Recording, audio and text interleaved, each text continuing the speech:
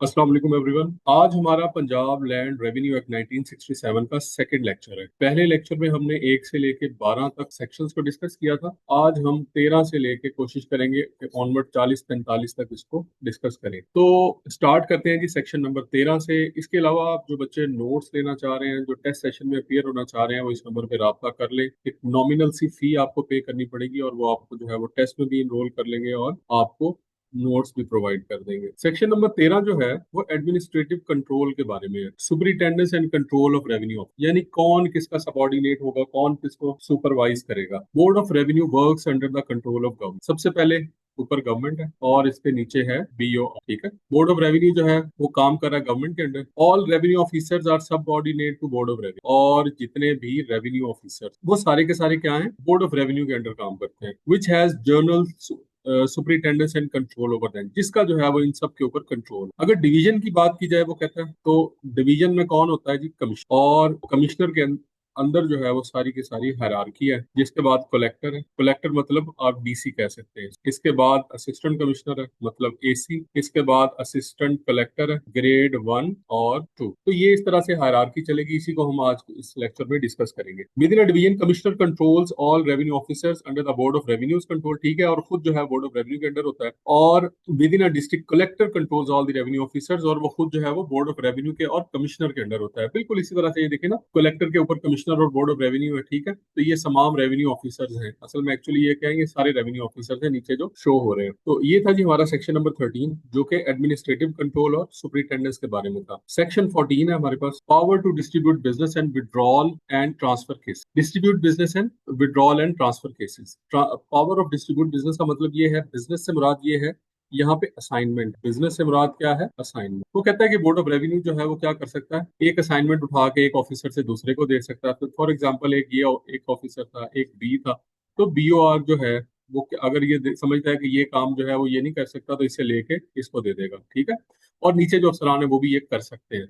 Board of revenue can distribute business among the revenue officers and withdraw any case pending before them.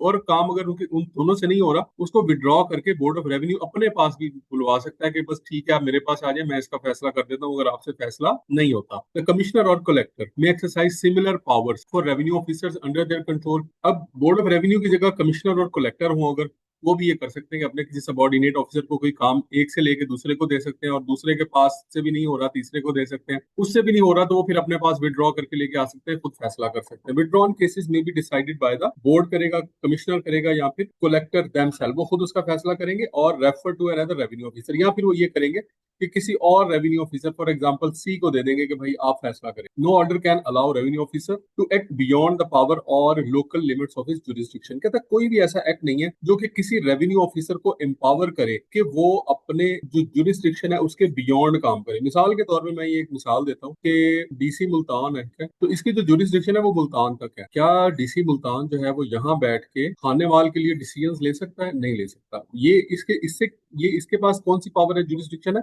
वो just Multan की हद तक है, खानेवाल की हद तक नहीं है। हाँ, किसी से रिक्वेस्ट कर सकता है, फेवर ले सकता है, लेकिन जो इसकी जुरिस्डिक्शन है वो मुल्तान तक है। इसके बाद है हमारे पास section number 15, combination of office. Government can legally appoint one person to hold two और more office mentioned in the chapter. एक पर्सन को एक से ज्यादा ऑफिस जो है वो दिए जा सकते हैं। मिसाल के तौर पे जब डीसी छुट्टी पे चला जाता है ना, तो एडीसीआर जो होता है, ठीक है, वो क्या बनता है, एज ए एक्टिंग डीसी काम कर रहा है। अब वो अपना ऑफिस भी देख रहा है और डीसी का ऑफिस भी देख रहा है, सही है। लेकिन यहाँ पे क्या है, उसका चार्ज जो है वो एक्टिंग है। तो इसका मतलब क्या है कि वो एडीसीआर का काम भी कर रहा है, डीसी का काम भी कर रहा है। तो एट द सेम टाइम एक शख्स को जो है वो दो डेजिग्नेशन दिए जा सकते हैं, दो रिस्पॉन्सिबिलिटीज दी जा सकती है, कोई मसला नहीं है। ये लॉ के अंदर इसकी मौजूद है। इसी तरह से फॉर एग्जांपल एक शख्स जो है वो मिसाल के तौर पे डिप्टी डायरेक्टर है, ठीक है, डिप्टी डायरेक्टर कॉलेजेस की बात कर लेते हैं। डीडीसी डिप्टी डायरेक्टर कॉलेजेस जो है वो कहाँ पे है, बहावलपुर में। और इसी तरह से डीडीसी जो सीट है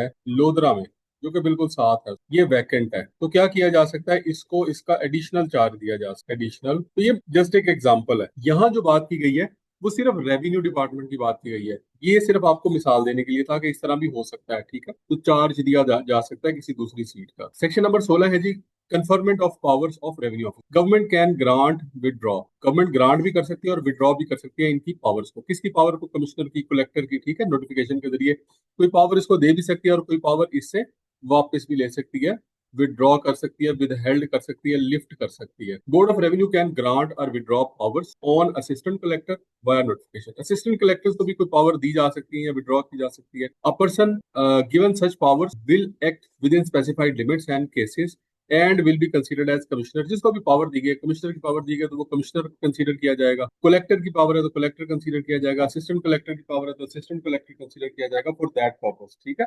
लेकिन सिर्फ उस पर्टिकुलर पर्पस के लिए। इसका मतलब ये नहीं है कि वो कमिश्नर या कलेक्टर बन गया, उस पर्टिकुलर असाइनमेंट के लिए ही जो है वो उसको बनाया जाएगा। मिसाल के तौर पे अगर आप देखें तो इलेक्शन ड्यूटी के अंदर एक शख्स होता है जिसको प्रिजाइडिंग ऑफिसर कहते हैं, प्रिजाइडिंग ऑफिसर, ठीक है। इसको इख्तियारात दिए जाते हैं मजिस्ट्रेट के, यानी मजिस्ट्रेट की जितनी भी पावर्स हैं वो क्या है, वो इसको दी जाती है किस पर्पस के लिए, इलेक्शन डे पे, इलेक्शन डे पे। तो उससे पहले ना उसके बाद, ठीक है। एक खास पर्पस के लिए जो है वो क्या है, इसको एक पावर असाइन की जाती है मजिस्ट्रेट की। इसी तरह से यहाँ पर इनको जो पावर्स असाइन की गई हैं किसी और ऑफिस की, वो एक खास पर्पस के लिए है, खास टाइम पीरियड के लिए, हमेशा के लिए नहीं होती। Functions of revenue officers, if the act does not specify which class of revenue officers should perform a function, the board of revenue may decide this through notification। अगर एक्ट जो है उसमें ये डिसाइड नहीं हो रहा कि कौन सा काम किस रेवेन्यू ऑफिसर ने करना है, मिसाल के तौर पे एक काम जो है वो कमिश्नर ने करना है, ठीक है, कोई भी असाइनमेंट है, या फिर कलेक्टर ने करना है, ये डिसाइड नहीं हो रहा, तो फिर कौन डिसाइड करेगा, फिर जो है बीओआर डिसाइड करेगा। बोर्ड ऑफ रेवेन्यू जो है वो क्या करेगा, एक नोटिफिकेशन निकालेगा और उसके जरिए डिसाइड करेगा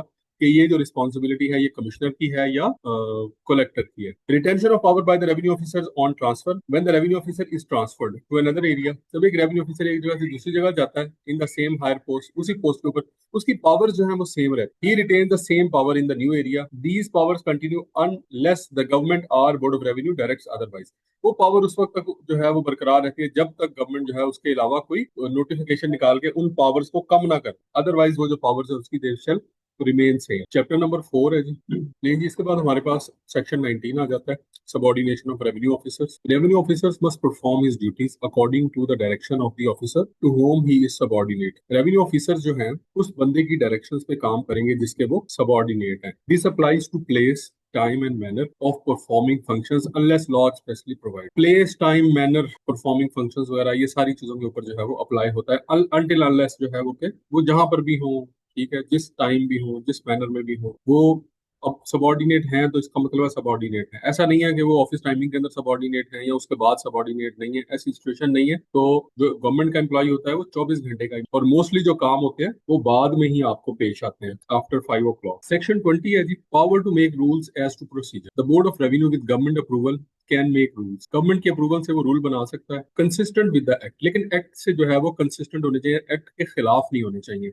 for the procedure not already covered in the act, ठीक है, और उसका प्रोसीजर जो है वो जिसका एक्ट के अंदर मौजूद नहीं है। जाहिर बात है, एक्ट जो है वो एक आउटलाइन होती है और उसमें सारी की सारी माइनर डिटेल नहीं होती, इसलिए जो चीजें एक्ट में कवर नहीं होती उनको फिर रूल्स में कवर किया जाता है, ठीक है। उसके बाद फिर रूल्स बनाए जाते हैं। रूल्स जो है उसके अंदर फिर डिटेल्स होती हैं, मैक्सिमम डिटेल्स। दीज रूल्स में include how to enforce ejectment order and deliver possession of immovable property, giving revenue officers power similar to the civil courts in such manners. ये रूल जो है मिसाल के तौर पे किसी से उन्होंने इजेक्टमेंट ऑर्डर जो है उसको कैसे इन्फोर्स करवाना है, यानी कि किसी ने कब्जा किया हुआ है सरकारी जमीन के ऊपर, उसको इजेक्ट कैसे करवाना है, या किसी शख्स की जमीन पे कब्जा किया हुआ है, deliver permission of immovable property, sorry possession of immovable property जो है वो कैसे डिलीवर करनी है एक शख्स से दूसरे को। Giving revenue officers power, revenue officers को पावर कैसे देनी है सिविल कोर्ट्स, इसका तरीकाकार क्या होगा, कैसे एक्सरसाइज करेंगे, कौन कौन से फॉर्म्स इस्तेमाल होंगे, नोटिस जो है वो कौन कौन से होंगे, ये सारी चीजें जो है वो कहाँ डिसाइड होंगी, ये रूल्स में डिसाइड होंगी। बिकॉज एक्ट के अंदर अगर आप गौर करें तो इस तरह की कोई चीज नहीं है। The revenue officer may refer a case to subordinate officer. Revenue officer जो है ना वो क्या करेगा, रेफर कर सकता है केस किसको, एक सबऑर्डिनेट ऑफिसर को, किस पर्पस के लिए, इन्वेस्टिगेशन के लिए। एंड रिपोर्ट और उससे रिपोर्ट भी जो है वो डिमांड कर सकता है, but must decide it after hearing the parties. लेकिन ये जरूरी है कि वो दोनों पार्टी से को हेयर करके दोनों पार्टीज को जो है वो अपना स्टांस बताने का मौका दे और उसके बाद फैसला, ठीक है। तो यहाँ पर क्या बताया गया है कि ये बोर्ड ऑफ रेवेन्यू के पास जो है वो पावर है कि वो रूल्स बना, सिंपल, बस ये बताया। सेक्शन 21 है। इसके बाद person by whom appearance and applications may be made before and the revenue office. Parties may appear, इसका मतलब ये है कि उनके सामने कौन कौन पेश हो सकता है। Parties may appear before revenue officer themselves, क्योंकि ये जो रेवेन्यू ऑफिसर है ना, ये रेवेन्यू कोर्ट भी होती है इनके अंदर, रेवेन्यू कोर्ट, सही है, एक सिविल जज जितने इनके पास इख्तियारात मौजूद होते हैं। तो आपने अक्सर देखा होगा कि एसी के ऑफिस के साथ और एडीसीआर के ऑफिस एक जो है ना कोर्ट रूम भी बना होता है, उसके अंदर वो सामने सारा कुछ बना होता है, बिल्कुल उस तरह जिस तरह से कोर्ट बना होता है उसकी चेयर्स वगैरह पड़ी होती हैं, यानी कोर्ट रूम कंप्लीट बना होता है। तो वो इसी पर्पस के लिए होता है, रेवेन्यू पर्पस के लिए। Parties may appear before the revenue officer themselves और थ्रू द ऑथराइज्ड एजेंट, या अपने ऑथराइज एजेंट के जरिए या किसी लीगल प्रैक्टिशनर के जरिए, यानी वकील वगैरह के जरिए, प्लीडर के जरिए पेश हो सकते हैं। If the revenue officer specifically required, अगर रेवेन्यू ऑफिसर को जो है वो रिक्वायर करता है, the party must attend personally, कि पार्टी जो है उसको पर्सनली जो है वो बुलाया जाए हियरिंग के लिए, इवन इफ रिप्रेजेंटेड, अगर उसका इवन के रिप्रेजेंटेटिव भी आ रहा है, उसका वकील भी आ रहा है ना, तो वो फिर भी ये कह सकता है कि भाई कल अपने पार्टी को ये कहना कि कल को वो पर्सनली पेश हो, ठीक है। अदरवाइज होता ही है कि जब वकील आता है ना, तो वो ये कहता है कि जी अच्छा चले ठीक है जी, मैं उनसे पूछ के फिर आपको बताऊंगा। कुछ इस तरह के मामला होते हैं, तो ऐसी सिचुएशन में वो क्या करता है, वो कहता है कि आपकी जो पार्टी है, जो मौक्किल है, उसे कहें कि वो पर्सनली आए अदालत के अंदर, तो पर्सनली भी उसको बुला सकता है। Legal practitioner fee are not normally allowed as cost unless the revenue officers records within the reason for allowing them. अब जो लीगल प्रैक्टिशनर की फीस है, बस फिर ऐसे होता है कि जो पार्टी जो है ना वो ऑफेंस, जिस पार्टी के ऊपर जो है वो जुर्म साबित हो जाता है, लीगल फीस जो है वो भी उसी के ऊपर डाल दी जाती है, ठीक है। लीगल फी ये भी कुछ केसेस के अंदर हो जाता है। मिसाल के तौर पे एक शख्स है ए, एक शख्स है बी, ठीक है, और ये एक पीस ऑफ लैंड है। ये पीस ऑफ लैंड था इसका, बी का। ए ने क्या किया, यहाँ आके कब्जा कर, उसने क्या किया, रेवेन्यू कोर्ट के अंदर जाके केस फाइल कर दिया। अब वो फैसला जो है वो बी के हक में हो गया, लेकिन जाहिर बात है बी का काफी खर्चा हुआ, तो जो रेवेन्यू कोर्ट है वो ये भी कह सकती है कि इसका जो खर्चा हुआ है वो उसको पे किया जाए, ठीक है, इसको पे किया जाए। तो ये यहाँ पर ये बताया जा रहा है, powers of revenue officers to summon persons to give evidence and produce document. A revenue officer may summon any person whose presence is needed for the official business. किसी भी शख्स को समन करके बुलाया जा सकता है, ठीक है। जैसे अदालत से समन आते हैं, आमतौर पर समन जो है ना वो अदालतों में इस्तेमाल होते हैं। एक पीस ऑफ पेपर होता है, छोटा सा, एक आधा पेज होता है, पूरा पेज भी नहीं होता ये, लेकिन ये जो है ना वो अच्छे अच्छों को एक दफा हिला देता है, ठीक है। तो समन जो है वो भी करके बुलाया जा सकता है, क्योंकि अदालत की पावर्स है, तो फिर समन भी किया जा सकता है। This summon person must appear personally, उसने पर्सनली आना है, अगर और if allowed through the authorise agent, और अगर अदालत उसको अलाउ करती है तो फिर वो अपना एजेंट भी भेज सकते हैं। ऑथराइज एजेंट का मतलब ये है कि उसके पास अथॉरिटी लेटर होना चाहिए इसका, या फिर लीगल प्रैक्टिशनर को भी। Anyone attending must tell the truth in examination, कोई भी जो है वो अटेंड कर रहा है उसने लाजमी ट्रुथ बताना है, इसके ऊपर जरूरी है। एंड प्रोड्यूस डॉक्यूमेंट, जो जो उसे डॉक्यूमेंट मांगे जाएंगे वो भी वहां पर वो ला के पेश करेगा। And items required by the revenue officer, अगर कोई आइटम इसके अलावा कुछ और चाहिए तो वो भी वहां पर पेश करेगा। तो जो जो चीजें जो है वो रेवेन्यू ऑफिसर उसे मांगेगा वो चीजें मुहैया करने का पाबंद होगा, यानी अदालत के साथ कोऑपरेट करेगा। इसके बाद है जी हमारे पास section 23, summons to be in writing signed and seal. Summon जो होते हैं ना वो साइन और सील होने चाहिए। Every summon must be in writing, एक तो वो राइटिंग में हो, और दूसरा एंड प्रिपेयर्ड इन डुप्लीकेट, उसका डुप्लीकेट होना चाहिए। It must clearly state the purpose, purpose जो है वो क्लियरली होना चाहिए, और उसके ऊपर जो है वो स्टैम्प और या सील वगैरह जो है वो लाजमी होनी चाहिए। स्टैम्प जो है वो, सील भी स्टैम्प को ही कहते हैं, ठीक है, विद सील। सील का मतलब ये है कि वो खास किस्म का जो है वो जो भी लोगो वगैरह बना होता है और स्टैम्प होती है, उसको स्टैम्प एंड सील कहा जाता है। तो ये लाजमी होनी चाहिए। मोड ऑफ सर्विस समन, समन अब जो है वो कैसे जाएगा उसको, बिल्कुल उसी तरह से जिस तरह हमने कॉलोनाइजेशन एक्ट के अंदर पढ़ा था, अगर आपको याद हो। Summon should preferably be serve personally, सबसे अच्छा तो ये कि पर्सनली वो जाए बंदा और उसको दे के आए, उससे साइन लेके आए। इफ नॉट पॉसिबल, वो बंदा कहीं छुप गया है, then the person authorise agent, उसका कोई ऑथराइज एजेंट, यानी कि अगर उसका कोई कारोबार है तो उसका मैनेजर, अगर उसका घर है तो वहां पर उसका भाई, वालिद, कोई भी, और एन अडल्ट फैमिली मेंबर, ऐसा शख्स जिसकी 18 साल से ज्यादा एज, माइनर नहीं है, रिजाइडिंग विद देम, जो उनके साथ रहता है। इफ पर्सनल सर्विस है और फेल्स और रिफ्यूज, अगर पर्सनल सर्विस उसको नहीं हो सकी, मिसाल के तौर पे वो गए हैं, वो मिला नहीं है, ना उसके घर पे ताला लगा हुआ है, कोई बंदा नहीं मिला, कोई कोई उसको नहीं जानता। It may be served by affixing at the residence, उसकी रेजिडेंस के ऊपर उसको अफिक्स कर दिया जाए, चिस्पा कर दिया जाए, ठीक है। और by post by the collector of the district where the person reside, या फिर जो है वो अगर किसी और डिस्ट्रिक्ट में है तो वहां पे कलेक्टर को भेज दिया जाए, और वो जो कलेक्टर है वो क्या करेगा, उसको उसकी सर्विस करवा देगा, वहां भिजवा देगा। Plus affixing at the relevant state, और उसके साथ क्या करेगा कि वो जो रेलिवेंट स्टेट है वहां पे उसको फिक्स करवा देगा। रेलिवेंट स्टेट मतलब वो जो जहाँ पे वो मौजा है, अब वो मौजे में तो जमीन है, वहां कैसे फिक्स कराएगा। मिसाल के तौर पे वहां पे कोई दरख्त लगा हुआ है, दरख्त के ऊपर उसको फिक्स करा देगा, ठीक है, इस तरह दरख्त के ऊपर जो है वो उसको लगवा देगा। इस तरह भी जो ये भी समन हो जाएगा। If many people share the same interest, अगर बहुत सारे लोग इन्वॉल्व हैं किसी मामले के अंदर, फिर वह service shall be made on nominated representative, या तो फिर उनके जो रिप्रेजेंटेटिव्स हैं उनको, मिसाल के तौर पे किसी गांव के लोगों के लिए है, तो जो गांव का नंबरदार है, ठीक है, नंबरदार है, चौधरी है वहां का, उसको जो है वो दे दिया जाएगा। या फिर पब्लिक प्रोक्लेमेशन की जाएगी, ऐलान किया जाएगा। ऐलान नहीं जैसे होता मस्जिद में ऐलान कर देते हैं या रिक्शे के ऊपर वो स्पीकर वगैरह लगा के वो ऐलान कर देते हैं। Summon may be sent by registered post, registered post के जरिए यानी पाकिस्तान पोस्ट के जरिए भी भेजा जा सकता है, और इलेक्ट्रॉनिक मींस यानी कि ईमेल या एसएमएस के जरिए भी भेजा जा सकता है। यानी आपने भेजना है किसी तरह से और रिकॉर्ड होना चाहिए। Service is presumed valid once postal delivery would normally occur, फिर सर्विस जो है उसको ये समझा जाएगा कि ये जो समन है इसकी सर्विस हो गई है। सर्विस का मतलब है समन सर्व हो गया, दे दिया गया, पहुंचा दिया गया है। और when the electronic confirmation of delivery is received, अगर आपने ईमेल भेजी और उसको आपकी इलेक्ट्रॉनिक कंफर्मेशन आ गई है, व्हाट्सएप किया है वो आ गया है, एसएमएस किया है, किसी भी तरह से आपने भेज दिया और कोई रीजनेबल एश्योरेंस आ गई आपको कि हाँ ये उस तक पहुंच गया है, तो इसका मतलब है ये सफिशिएंट है। बेशक वो उसको एक्नॉलेज करे या ना करे, वो कोई वो बात की बात है। Mode of service of notice, order of proclamation और copy thereof. Any notice, order और proclamation issued by the revenue officer must be served at the same way as a summon under section 24।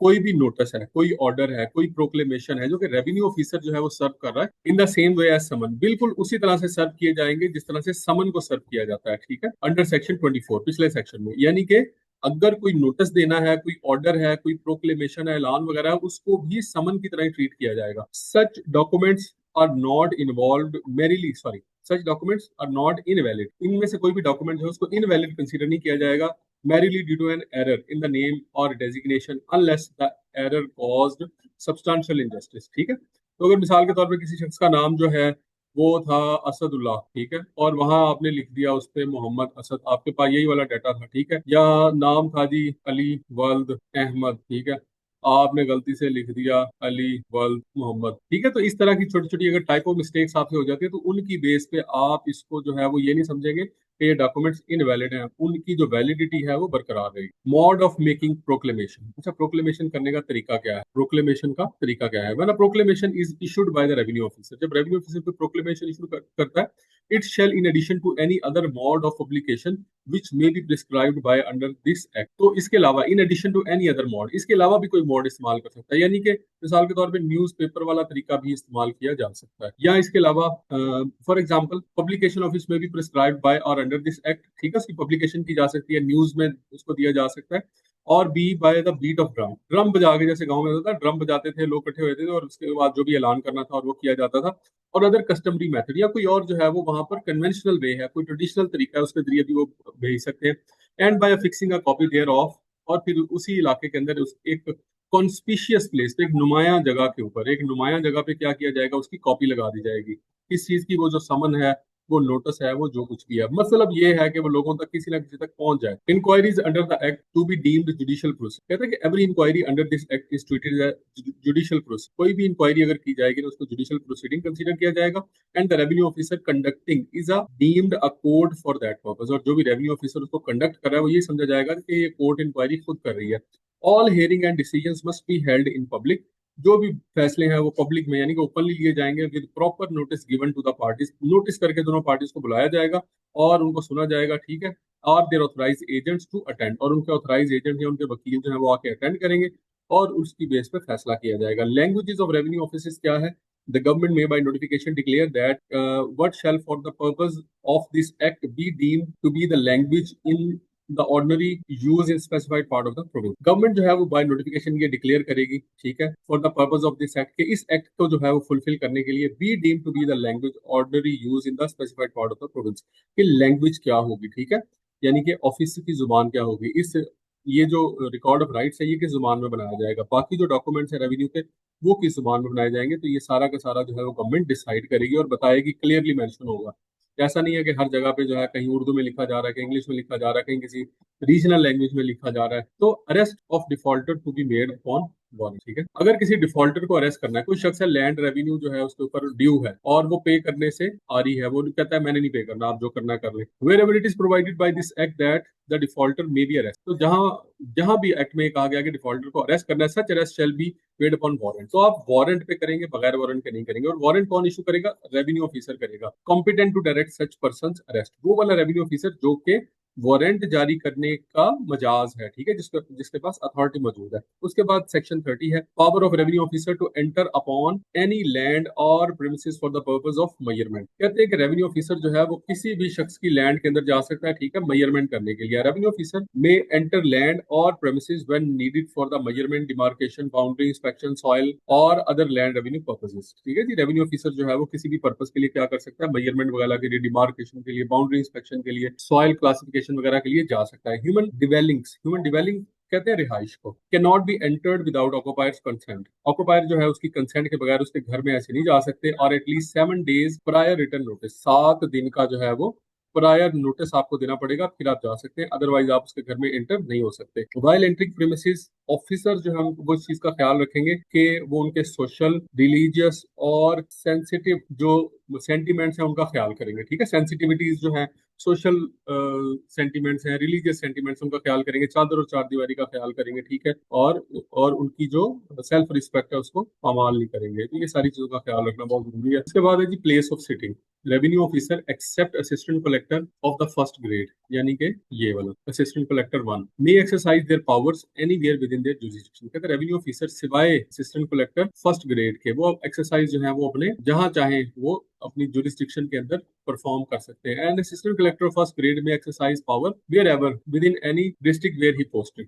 ठीक है, तो वो जहाँ पे जिस district में पोस्ट है, जिस तहसील के अंदर पोस्ट है, तो वो वहीं पर ही अपनी जो जुरिस्डिक्शन है वहीं पर जो है वो अपनी एक्टिविटीज परफॉर्म करेगा। बाकी सारे जो लोग हैं anywhere within there jurisdiction, अपनी जुरिस्डिक्शन के अंदर कहीं भी। Proceedings held on holidays. अच्छा, अब इसमें ये बताएगा सेक्शन 32 है कि संडे के रोज अगर कोई काम हुआ है तो वो इनवैलिडेट नहीं किया जा सकता, ठीक है, तो वो क्या है, वो वैलिड है। मिसाल के तौर पे, all proceeding held before the revenue officer under this act on a day notified as a holiday, वो छुट्टी का दिन था जी, शेल नॉट बी इनवैलिड। कहता है वो इनवैलिड नहीं होगा सिर्फ इस रीजन से कि such proceeding having been held on that day, कि वो जो प्रोसीडिंग्स हैं वो छुट्टी के दिन की गई हैं। ऐसा नहीं है कि अगर रेवेन्यू ऑफिसर ने किसी के खिलाफ कोई संडे को फैसला दिया है तो वो शख्स अगले दिन अदालत में चला जाए कि ये कैसा फैसला दे सकते हैं, ये तो दिन ही संडे का था, उस दिन तो छुट्टी थी, छुट्टी के दिन तो फैसला नहीं हो सकता। तो भाई ऐसी बात नहीं है, छुट्टी के दिन फैसला हो सकता है, सजा भी हो सकती है। सील्स की बात करते हैं, मोहरे वगैरह, ठीक है, स्टैंप वगैरह। Government may from time to time by notification prescribe what revenue officers shall use a seal, के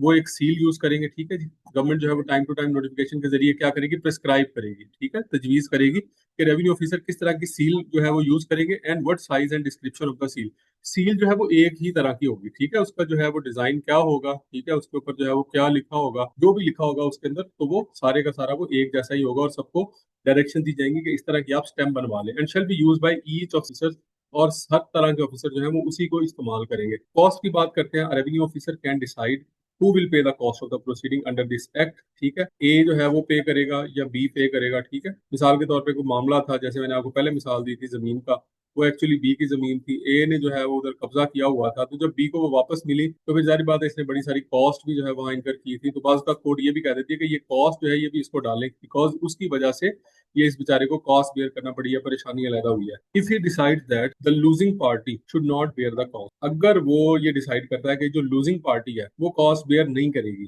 सही है, तो उसके साथ उसको रीजनेबल जस्टिफिकेशन भी लिखनी चाहिए। अब यहाँ लूजिंग पार्टी कौन थी, ए थी ना, इसने इसने कब्जा किया हुआ, जारी बात है इसने केस हारना है। वो जो मकान है ओरिजिनली वो तो बी का था, तो वो बी को मिल गया।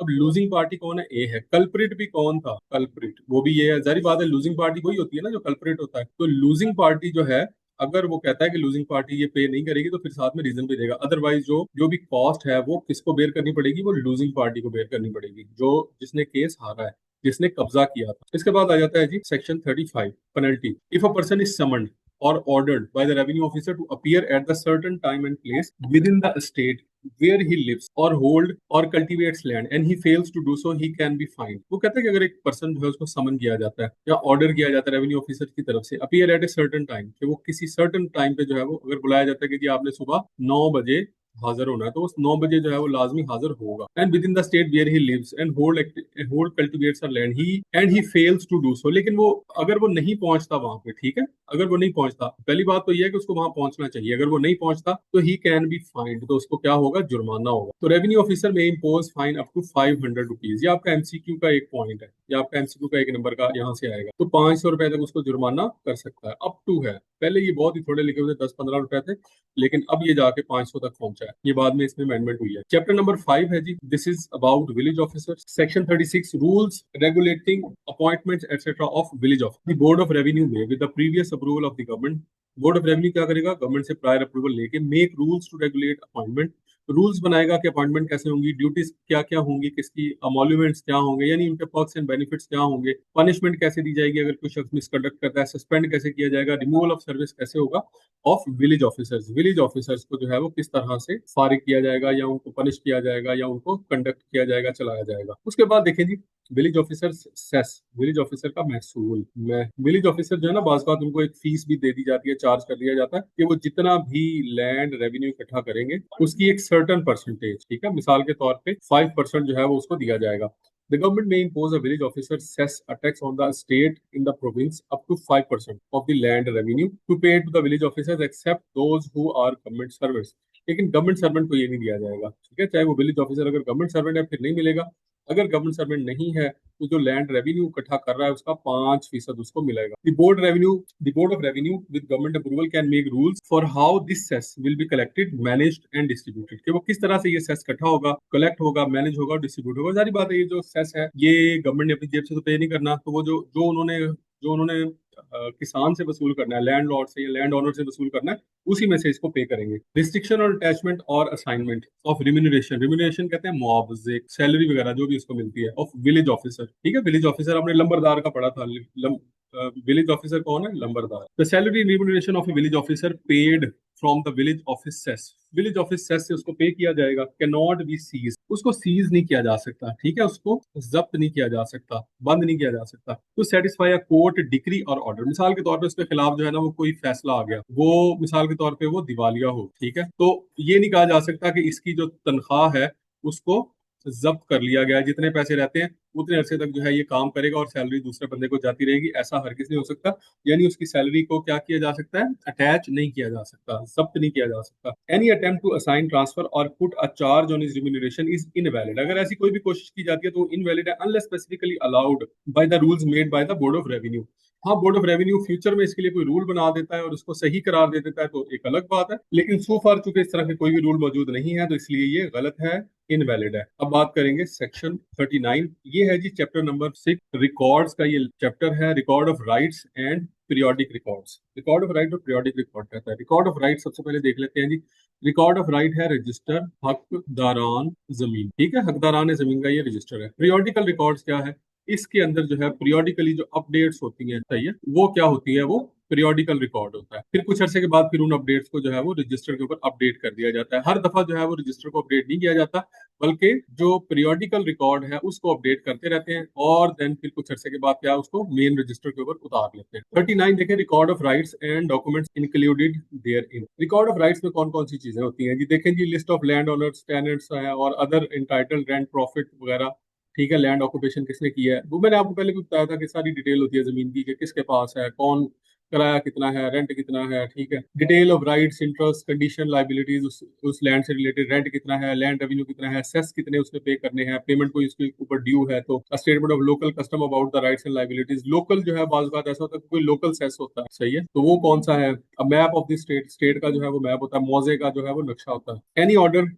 Documents prescribed bye the board of revenue with government, और इसके अलावा कोई और डॉक्यूमेंट जो है वो भी इसमें ऐड किया जा सकता है। फिलहाल सो फार जो है वो अभी तक यही चीजें जो है वो रिकॉर्ड ऑफ राइट्स का हिस्सा होती हैं। 40 में देखें जी, सेक्शन 40 क्या कहता है, making a special revision of record of rights. अगर स्पेशल रिवीजन करनी है रिकॉर्ड ऑफ राइट्स में, वो कैसे होगी, if the board of revenue finds that an state does not have the record of rights, कि कोई स्टेट है, मिसाल के तौर पे ये एक स्टेट है, मोजा है, इसका आरओआर है ही नहीं, रिकॉर्ड ऑफ राइट्स अवेलेबल ही नहीं है, या फिर और that the existing one need to be special update, या फिर इसमें किसी किस्म की अपडेट चाहिए, सही है, या तो आरओआर है ही नहीं या फिर इसको अपडेट करना जरूरी है, तो फिर क्या करेगा इस सूरत में, it can issue a notification to either create or revise it, तो नोटिफिकेशन जारी किया जाएगा कि यहाँ तो इसको जो है अगर नहीं है तो बनाए और अगर है तो इसको अपडेट करें।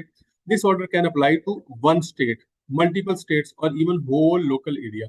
एक स्टेट के लिए भी ऑर्डर निकाल सकते हैं, मल्टीपल स्टेट्स के लिए भी निकाल सकते हैं, पूरे लोकल एरिया के लिए भी निकाला जा सकता है। वंस द न्यू और revise record of rights is prepared, एक दफा जब आपने रिवाइज रिकॉर्ड ऑफ राइट्स बना लिया, it will be treated as the valid record for that state, तो उसको वैलिड ही कंसीडर किया जाएगा जब तक के कोई नया रिकॉर्ड ना आ जाए और उसको गलत जो है वो साबित ना करते हैं। However this update will not cancel or change any legal presumption that the government already had based the earlier record। ठीक है, लेकिन वो ये कहता है कि इस रिकॉर्ड के बनने से कोई गवर्नमेंट की पहले की कोई जो लीगल प्रिजम्पशन है वो गलत साबित नहीं होगी। यानी कि जिसकी बेस पे पहला रिकॉर्ड बनाया हुआ ना, कोई बेस है जो रूल्स वगैरह इस्तेमाल किए गए हैं और उसकी बेस पे जो है वो बहुत सारे रिकॉर्ड बनाए हुए हैं, वो कहता है उस बेस को जो है वो आप चैलेंज नहीं कर सकते। ठीक है, तो आप रिकॉर्ड जस्ट बना लेंगे और रिकॉर्ड को उस वक्त तक सही कंसीडर किया जाएगा जब तक उसको कोई गलत साबित ना करो, और ये भी कंसीडर नहीं किया जाएगा कि इससे पहले जो रिकॉर्ड बन रहा था वो सारा गलत बन रहा था। पीरियोडिकल रिकॉर्ड, अच्छा एक तो मैंने आपको बताया था कि रिकॉर्ड ऑफ राइट्स है, सही है, जो मेन रिकॉर्ड है।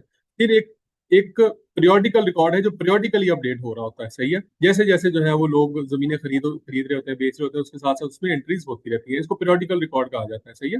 हर 3 महीने के बाद, 6 महीने के बाद, 9 महीने के बाद, 12 महीने के बाद इसको अपडेट करते रहते हैं, लेकिन जो मेन रिकॉर्ड ऑफ राइट्स है उसको इतनी जल्दी अपडेट नहीं करते। The collector will ensure that Patwari, village level revenue officer है जो कि of the state, prepare and update a version of the record of rights, कि वो जो है ना वो एक रिकॉर्ड ऑफ राइट्स का एक वर्जन प्रिपेयर रखे फ्रॉम टाइम टू टाइम, ठीक है, टाइमली, ताकि उनके पास हर वक्त जो है वो एक फ्रेश कंडीशन मौजूद हो कि कौन सी जमीन किसके पास है, कौन सी किसने बेची, कौन सी किसने खरीदी, as directed by the board of revenue. This updated version is called periodical record of rights. ठीक है, पीरियोडिकल रिकॉर्ड ऑफ राइट्स है। मिसाल के तौर पर रात को 12 बजे एक बंदा आ जाता है कि जी मैंने ये जमीन इसको सेल कर दिया, तो वो जारी बात है मेन रिकॉर्ड ऑफ राइट्स में तो एंट्री नहीं करेंगे, वो पीरियोडिकल रिकॉर्ड के अंदर उसकी एंट्री करेंगे, और पहले तो रोजनामचे वगैरह में लिखेंगे, फिर उसको एक दफा पीरियोडिकल बेसिस पे 3 महीने के बाद, 1 महीने के बाद, 2 महीने के बाद, 15 दिन के बाद जो है वो क्या करेंगे, उसको पीरियोडिक रिकॉर्ड पे अपडेट करते जाएंगे। This updated version is called periodic record of the state. इसको क्या कहा जाएगा, पीरियोडिक रिकॉर्ड कहा जाएगा। It must decide the detail, sorry, it must include the details listed in section 39 to subsection A, such as के उसके ऊपर जो है वो लैंड ओनर के नाम होगा, टेनेंट वगैरह, जो कि आपको मैंने पहले बताया था कि कौन कौन सी चीजें रिकॉर्ड ऑफ राइट्स के ऊपर मौजूद होती हैं। रेंट रिसीवर उसका कौन होगा, कुछ चीजें ऐसी होती है ना जो कि अपडेट होती रहती है साथ साथ, तो मोस्टली उन चीजों को हम यहाँ पर कंसीडर करेंगे। Their rights, responsibilities and liabilities हैं, payments due from them, rent revenue वगैरह है, ठीक है। It may also include other documents if required by rules, कोई और डॉक्यूमेंट अगर रूल्स में लिखा हुआ है वो भी वहां पे चेंज करना पड़ेगा। और उसके अलावा क्या है, prepare these records, the patwari has to keep the mutation register. Mutation register का होता है रजिस्टर्ड इंतकालात। जब जमीन ट्रांसफर होती है ना एक शख्स से दूसरे को, तो उसका जो इंदराज है वो इस रजिस्टर में होता है, रजिस्टर्ड इंतकाल, ठीक है, इसको इसी को म्यूटेशन कहा जाता है। वैसे तो इंतकाल है इस दुनिया से चले जाना, ठीक है, लेकिन इंतकाल का मतलब यहाँ पे एक शख्स से दूसरे शख्स को मुंतकिल हो जाना, ये मुंतकिल होने से निकला है। इंतकाल का वर्ड किससे निकला है, मुंतकिल होने से। अच्छा जी, patwari has to keep the mutation register for the record changes, like उसमें सेल, इनहेरिटेंस, गिफ्ट वगैरह लिख देगा कि कैसे वो इंतकाल हो रहा है, and any other register prescribe bye the board of revenue. और इसके अलावा कोई भी बोर्ड ऑफ रेवेन्यू ने अगर कोई रजिस्टर प्रिस्क्राइब किया है, ये कहाँ प्रिस्क्राइब करेंगे, रूल्स में, तो वो भी इसमें अपडेट कर देगा। Preparation of the computerise record, computerise record जो है इसकी भी प्रिपरेशन मैंडेटरी करार दी गई है, इसके लिए भी यहाँ पर प्रोविजन मौजूद है आर्टिकल 41A, क्योंकि इससे पहले नहीं था, ये बाद में अमेंडमेंट करके ऐड किया गया है जब इन्होंने लैंड रिकॉर्ड डिपार्टमेंट को बनाना था। The board of revenue will make sure that the latest land record of each state are prepared in computerise form. ये कंप्यूटराइज फॉर्म के अंदर जो है वो लेटेस्ट लैंड रिकॉर्ड बनाना जरूरी है।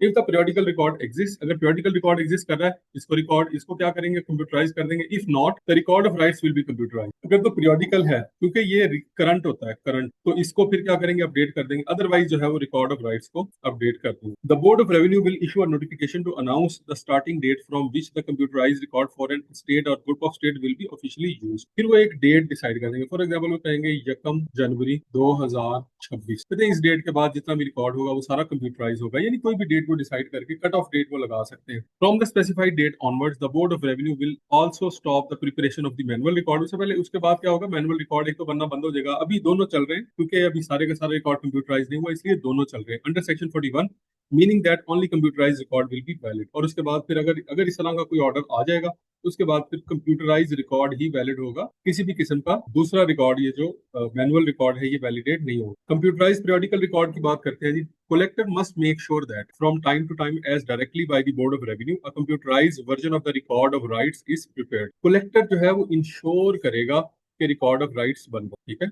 कलेक्टर इसको इंश्योर करेगा। This updated record should include all changes made under this chapter. इस अपडेटेड रिकॉर्ड के अंदर सारी चीजें जो है वो मौजूद होगी, ठीक है, जो इस चैप्टर के अंदर हम डिस्कस कर रहे हैं। This computerise record of rights will be known as periodical record of rights for an state. इस कंप्यूटराइज रिकॉर्ड ऑफ राइट्स को क्या कहा जाएगा, periodical record of rights for an state. It must include the statement mentioned earlier in section 39(2)(a) like details of land owner होंगी, tenant का होगा, rent का लिखा होगा, पेमेंट वगैरह लिखा होगा, कोई अमाउंट ड्यू है वो लिखा होगा, कोई इनकम्बरेंस है जमीन के ऊपर वो लिखा होगा, वगैरह वगैरह। The collector must also keep in computerise, इसको कंप्यूटराइज फॉर्म में भी रखेगा। द रिकॉर्ड ऑफ म्यूटेशन, ठीक है, इंतकाल का रिकॉर्ड है, changes in the ownership of possession of land and other documents as required by the rule. इसके अलावा कोई भी रूल्स के अंदर कोई डॉक्यूमेंट लिखे हुए तो वो भी उसको प्रोड्यूस करने और उसको अपने पास संभाल के रखना, मेंटेन करना जरूरी है। देन हमारे पास आ जाता है प्रोसीजर फॉर मेकिंग रिकॉर्ड्स। अब रिकॉर्ड्स बनाने का तरीका क्या है? Making of that part of the periodical record which relates to the land on, ठीक है, जो लैंड ओनर के साथ जिसका ताल्लुक है उसका लैंड रिकॉर्ड, उसका रिकॉर्ड कैसे बनेगा, सही है। प्रोसीजर है रिकॉर्ड बनाना कैसे है, रिकॉर्ड ऑफ राइट्स, क्योंकि ये चैप्टर ही रिकॉर्ड्स का है। Reporting acquisition of land rights, मिसाल के तौर पे एक शख्स जो है, a person gets land rights, हम शुरू से स्टार्ट करेंगे। मिसाल के तौर पे एक शख्स ए है, सही है, gets land rights by inheritance, purchase, gift, mortgage, किसी भी तरह से उसको जमीन मिल गई। इनहेरिटेंस का मतलब है कि वालिद की वजह से मिल गई, ठीक है। परचेज का मतलब उसने किसी से खरीद ली। गिफ्ट का मतलब है वालिद ने उसको गिफ्ट कर दिया, ठीक है। मॉर्गेज का मतलब क्या है कि इनहेरिटेंस ऐसे होता है ना कि फादर की डेथ हो गई है तो वो इनहेरिटेंस में उसको मिल गई है। और उसके अलावा मॉर्गेज है, मॉर्गेज का मतलब क्या है कि गिरवी रखी हुई है, तो ये भी हो सकता है एटसेट्रा। एज ए, या वो लैंड ओनर है या फिर उसमें वो टेनेंट है for more than 1 year. For more than 1 year वाला जो है वो टेनेंट कौन सा था? टेनेंसी वो थी जिसके अंदर राइट ऑफ ऑक्यूपेशन मौजूद होता है, राइट ऑफ ऑक्यूपेशन होता है। They must report it to the patwari within 3 month. तो जब ये ये चीज उसने परचेज कर ली, ठीक है, परचेज हो गई है, इनहेरिटेंस में आ गई, तो 3 महीने के अंदर अंदर वो पटवारी को जाके बताएगा। अब पटवारी को जाके उसने बता दिया कि जी ये मैंने जमीन परचेज किया, अब अपने पास इसकी एंट्री कर ले। तब हम इसको जो है ना वो इसी तरह इसी मिसाल से लेके चलेंगे। अब पटवारी क्या करेगा? द पटवारी विल देन, वो क्या करेगा? एक रोजनामचा निकालेगा, एक वो भी एक रजिस्टर होता है, और उसमें एंट्री कर लेगा। इसको डेली रजिस्टर भी कर। Give a free copy of the report to person, free copy उसको दे देगा कि भाई ये ले जाओ। यहाँ फ्री इसलिए लिखा हुआ है कि पटवारी पैसे चार्ज करते हैं, तो ये फ्री कॉपी रिपोर्ट की देने की क्या जरूरत है? ये इस चीज का सबूत है कि उसने आके एंट्री करवाई है। Send a copy to the union administration, union जो सेक्रेटरी यूनियन काउंसिल है ना, सेक्रेटरी यूनियन काउंसिल, यूसी का जो सेक्रेटरी है उसको भी एक कॉपी भेज देगा। If the person is minor और अनेबल टू रिपोर्ट, अगर वो पर्सन छोटा है जिसको वो चीज मिली है, ठीक है, इनहेरिटेंस में फादर की डेथ हो गई, बेटा अभी छोटा था, तो क्या होगा? जो उसका जो गार्डियन है या उसका जो केयर टेकर है वो रिपोर्ट जो है वो किसको करेगा? पटवारी को जाके बताएगा कि ये जमीन पहले इस साहब के नाम थी, अब इस साहब के नाम हो गई है। पटवारी की रिस्पॉन्सिबिलिटी अब यहाँ पे क्या है? Enter all reports into mutation register. वो सबसे पहले सारी रिपोर्ट्स को म्यूटेशन रजिस्टर पे पहले तो उनकी वैलिडिटी चेक करेगा, ऑथेंटिसिटी चेक करेगा कि वाकई असल है या जाली है। Also record any right also record any land right changes, also record any land right changes he come to know about even if no one reported them। अगर कोई लैंड राइट के अंदर कोई चेंज हुआ है और उसको पता लग गया लेकिन किसी ने रिपोर्ट नहीं किया, फिर भी वो रिकॉर्ड कर। Display the report publicly in the prescribe manner, और रिपोर्ट जो है उसको पब्लिकली वो डिस्प्ले कर सकता है, और ये ओपन रिकॉर्ड होता है, कोई भी जाके निकलवा सकता है कि कौन सी जमीन जो है वो किसके पास है, ठीक है, ताकि कल को ऐसा ना हो कि कोई जमीनों के ऊपर कब्जा कर ले और किसी को पता ही ना चले। इफ पटवारी फेल्स, अगर पटवारी जो है उसका रिकॉर्ड की एंट्री ही नहीं करता, ऐसी सूरत में क्या होगा? The person can directly send report by registered post, वो रजिस्टर्ड पोस्ट के जरिए जो है वो किसको लिखेगा? रेवेन्यू ऑफिसर को। द यूनियन नाजिम को लिखेगा। रेवेन्यू ऑफिसर में वो डीसी को भी लिख सकता है, एसी को भी लिख सकता है, ठीक है, असिस्टेंट कलेक्टर को भी लिख सकता है। The revenue officer will then ensure the entry made in the mutation register, तो फिर रेवेन्यू ऑफिसर ऑर्डर देगा कि फौरी तौर पे क्या करें? म्यूटेशन रजिस्टर के अंदर रजिस्टर्ड इंतकालात में इसका इसका जो है वो आप फौरी एंट्री करें। रेवेन्यू ऑफिसर की ड्यूटी क्या है? From time to time he must check the correctness of the mutation entry. Revenue officer जो है वो टाइम टू टाइम उसको चेक करता रहेगा और देखता रहेगा कि ये सही भी बन रहा है या नहीं बन रहा। Make orders about how rights should be updated in the periodical record, वो ये देखता रहेगा कि राइट्स जो है वो प्रॉपरली अपडेट हो रहे हैं कि नहीं। राइट्स का मतलब होता है कि ये अब इस जमीन पे पहले किसी और का राइट था, अब इसका राइट है, तो क्या वो राइट्स प्रॉपरली अपडेट हो रहे हैं या नहीं हो रहे, ये देखा जाएगा। अच्छा भाई, how orders are made? Normally revenue officer makes order with witness present, preferably lambardar और काउंसिल मेंबर्स हु साइन और thumb print the register. Inheritance cases में, अच्छा, रेवेन्यू ऑफिसर कैसे ऑर्डर करता है कि जी ये जमीन इसके नाम लगा देंगे? इनहेरिटेंस रजिस्टर जो है, ठीक है, इनहेरिटेंस केसेस जो हैं और rights acquired by the registered deed, registered deed के जरिए, यानी कि आपस में उन्होंने क्या किया कि मुआहिदा कर लिया, मुआहिदा बराए फरोख्त, ठीक है, इस सोशल डीड कहा जाता है। ये आपस में मुआहिदा कर लिया, और the court order do not require these witnesses. ऐसी सिचुएशन के अंदर विटनेसेस की जरूरत कहता नहीं होती, इसके अलावा कोई और है, गिफ्ट है या कोई और चीज है, तो फिर विटनेसेस की जरूरत पड़ेगी। All inquiry orders must be made in public assembly in the state. जो भी इंक्वायरीज हैं या ऑर्डर्स हैं वो क्या होंगे, पब्लिकली होंगे, सबके सामने होंगे, ताकि हर किसी को पता लग जाए। Updating the periodical record, once the revenue officer makes order the record is updated. वो जैसे इंतकाल का रिकॉर्ड करेगा, ऑर्डर करेगा, सही है, फाइनल साइन करेगा, वैसे ही जो है वो क्या होगा, रिकॉर्ड ऑफ राइट्स अपडेट हो जाएगा, न्यू राइट ऐड हो जाएगा उसपे। Old entry if correct due to change is remove. Old entry जो है वो रिमूव हो जाएगी, नए बंदे का नाम उसकी जगह पे आ जाएगा। Delay reporting, if no order is made within 3 months, 3 महीने तक अगर कोई ऑर्डर नहीं करता, वो रेवेन्यू ऑफिसर भी जो है वो लेट कर देता है। और फिर रिपोर्टेड म्यूटेशन, म्यूटेशन उसके पास आई है, उसके ऊपर उसने क्या किया, साइन ही नहीं, टाइम ही नहीं मिला, कोई और मस्त। The revenue officer must explain the delay, तो वो डिले जो है उसको बताएगा टू द कलेक्टर के वो क्यों अभी तक जो है वो इस इंतकाल को नहीं कर सका, क्यों उसने पेंडिंग रखा हुआ है। ठीक है, तो ये इसलिए है ताकि जो कंज्यूमर का राइट है, ताकि जो ऑनर का राइट है वो मजरू ना हो, कल को उसको कोई ब्लैकमेल ना करे। देन हमारे पास है notification of decision. The revenue officer must send a summary of his orders. वो ऑर्डर किसको भेजेगा, the person whose right has been acquired, जो बंदा जिसने फरोख्त किया है, ठीक है, जो है सेलर। एक कॉपी इसको भेजेगा और एक यूनियन एडमिनिस्ट्रेशन के अंदर भेजेगा। अब सेलर को क्यों भेजा जा रहा है, वो तो वहां मौजूद था। बस का ऐसा होता है कि सेलर को पता नहीं होता, कोई उसके बिहाफ पे आके फ्रॉड कर जाता है, उसकी जायदाद बेच के चला जाता है। तो ऐसी सूरत में सेलर को जो है वो लाजमी भेजा जाता है कि आपकी जो प्रॉपर्टी है वो इस शख्स ने प्रोक्योर कर लिया, उसके नाम इंतकाल हो गया। 42A देखें, report of acquisition of rights, any land rights, inheritance, purchase, gift, किसी भी तरह से। अब लैंड जो है एक बंदे से दूसरे बंदे तक अगर ट्रांसफर होनी है तो वो कैसे कैसे हो सकती है, ए से बी तक जो है वो ट्रांसफर होनी है, वो कैसे हो सकती है, या तो ए की डेथ हो जाए और बी जो है वो इसका सन है, तो जारी बात है वैसे ही ट्रांसफर हो जाएगी, सही है, यानी कि डेथ की सूरत में। या फिर क्या हो जाए, ये उससे परचेज कर ले, जो है वो बी उससे परचेज कर ले, बी क्या करे, ए को पैसे दे दे और इसको परचेज कर ले। तीसरा क्या है कि ए जो है वो इसको एज ए गिफ्ट दे दे कि ये मैं तुम्हें गिफ्ट के तौर पे दे रहा हूँ। तो must be reported within 3 months to the Arazi record centre. इस तरह में से किसी भी तरीके से हुई है तो अराजी रिकॉर्ड सेंटर जो है वहां पे जाके इसकी रिपोर्ट करना लाजमी है। If the person is a minor, अगर वो जो शख्स जो खरीद रहा है वो माइनर है या जिसके पास आई है वो माइनर है, अनेबल देयर, तो फिर जो गार्डियन है या उसका जो केयर टेकर है वो रिपोर्ट करेगा, उसकी जिम्मेदारी है। अराजी रिकॉर्ड सेंटर से जो गार्डियन या केयर टेकर होता है ना, ये ऐसे ये भी डिसाइड नहीं होता, बल्कि इसको कोर्ट डिसाइड करती है। ठीक है, कोर्ट से गार्डियनशिप मिलती है ताकि वो शख्स बाद में ये ना कहे कि मैं तो जिसका गार्डियन ही नहीं हूँ। तो गार्डियन जो है वो एक लीगल रिस्पॉन्सिबिलिटी है, ये ऐसे ही नहीं दी जाती। ये राजी record centre updates the record as per rules, वो एज पर रूल क्या करेगा, उसको रिकॉर्ड को अपडेट कर लेगा under Punjab land record authority act 2017। ठीक है, जो पेलरा का जो एक्ट है 2017 का, उसके तहत। इसके बाद आ जाता है section 43, making of that part of periodical record which relates to other person. If someone acquires any land interest other than rights under section 42 42A, the Patwari record. अगर कोई शख्स जो है किसी और तरीके से, ठीक है, अदर देन राइट्स सेक्शन जो पीछे 42 और 42A में लिखे हैं उनके अलावा किसी भी और तरीके से वो रिकॉर्ड, वो राइट लेता है जमीन का, तो क्या करेगा, पटवारी उसको रिकॉर्ड करेगा। इफ अनडिस्प्यूटेड, अगर उस पर कोई डिस्प्यूट नहीं है, पटवारी विल रिकॉर्ड डायरेक्टली। अगर डिस्प्यूट है, it goes into the mutation register, वो पहले म्यूटेशन रजिस्टर में जाएगा and is handled like section 42, और फिर सेक्शन 42 की तरह जो है वो उसको देखा जाएगा। उसके बाद है the record is sent to the Arazi record centre, Arazi record centre उसको भेज दिया जाएगा, will update it in the computerise land record, और कंप्यूटराइज लैंड रिकॉर्ड के अंदर जो है वो उसको अपडेट कर दिया जाएगा। यानी अगर डिस्प्यूटेड है तो फिर दोनों पार्टीज को जैसे वो पहले था कि बुला लिया जाएगा, इंक्वायरी की जाएगी, ठीक है, और अगर डिस्प्यूटेड नहीं है तो सारी बात है फिर तो उसकी एंट्री हो जाएगी, और डिस्प्यूटेड है तो फिर इंक्वायरी होगी, दोनों को बुलाया जाएगा, दोनों पार्टीज को सुना जाएगा, मौका दिया जाएगा, और उसके बाद रेवेन्यू ऑफिसर जो है वो रेवेन्यू कोर्ट में बैठ के अपना फैसला देगा। इसके बाद सेक्शन 44 है determination of disputes. If the dispute arises during record making और mutation entry, the revenue officer decides what should B